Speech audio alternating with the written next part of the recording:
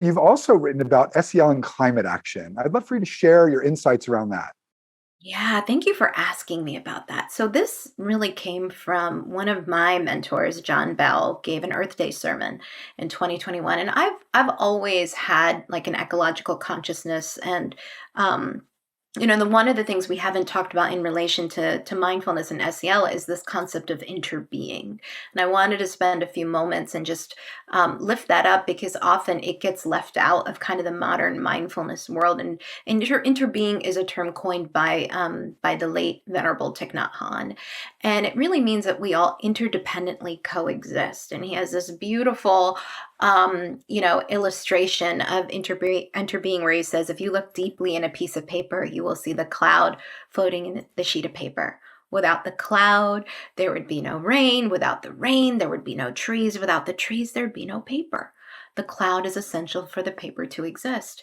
And he goes on to say that if you look deeply enough, you'll see the logger who cut down the trees and the logger's ancestors as well.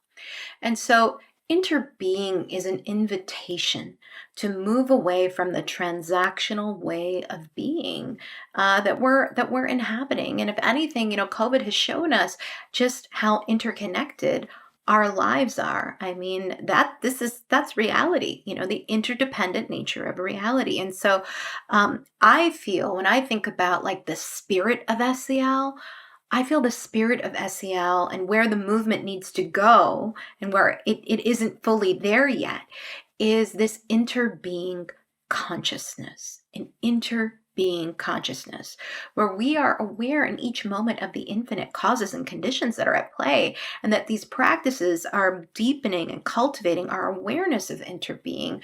So when we look deeply through the practices of mindfulness and social and emotional learning, and we see all the inequities, how can we not act? Mindfulness, as Thich Nhat Hanh says, has to be engaged. So in terms of the climate action piece, one of my mentors and teachers, John Bell, gave this sermon in 2021, and he offered these three beautiful questions. And the first is, how can you fall in love with the earth? And I love that because how can you care for the earth if you don't love the earth? And in Braiding Sweetgrass by Robin Wall Kimmerer, she talks about how the power of, I don't have the exact quote in my head, but how powerful it is when you love the earth, but when you feel the earth loving you back. And so that's kind of the first practice, is to really play with this question of how can I fall in love with the earth? And then the second question that he offered in this Earth Day sermon was, how can you be with the 10,000 joys and the 10,000 sorrows? Which is, very, very Buddhist. But how can we be with, both the pain, but also the possibility of this moment? When I think about where my mindfulness practice currently is, it is cultivating.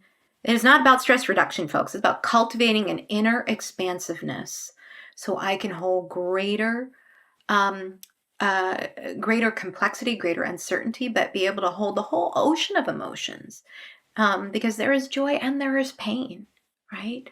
So being with both the sorrow of what's happening to our planet, but also delighting in the simple joys and the large possibilities. So the simple joys of my son, like excited by snails, and just how joyful that can be.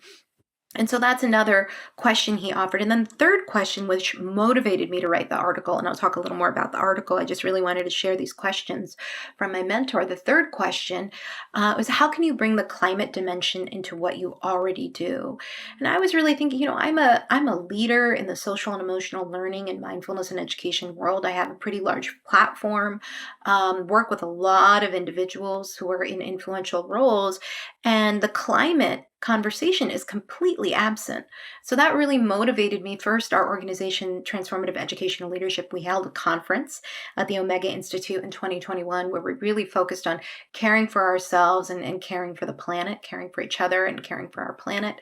And then after that, I was just motivated to write this article that was really an attempt to to to to get rid of the silos between the SEL world and the climate education world in schools. And what I did is I looked through the Educational for Sustainable Development guidelines and kind of crosswalked them with the SEL competencies. And I came up with climate action connections. So people could see that the SEL work could be a pathway into climate action, that they're not separate. And we need to do more of this where we really understand how integral all of this is to each other. So much of our well-being comes from disconnection from our land, from the environment. So all of these are interrelated and interconnected. And so that article, Transformative SEL as a Catalyst for Climate Action, was just my way of responding to John's question: how can you bring the climate dimension into what you already do? And it's an area I'm really passionate about, and hope to do some deeper work and exploration in.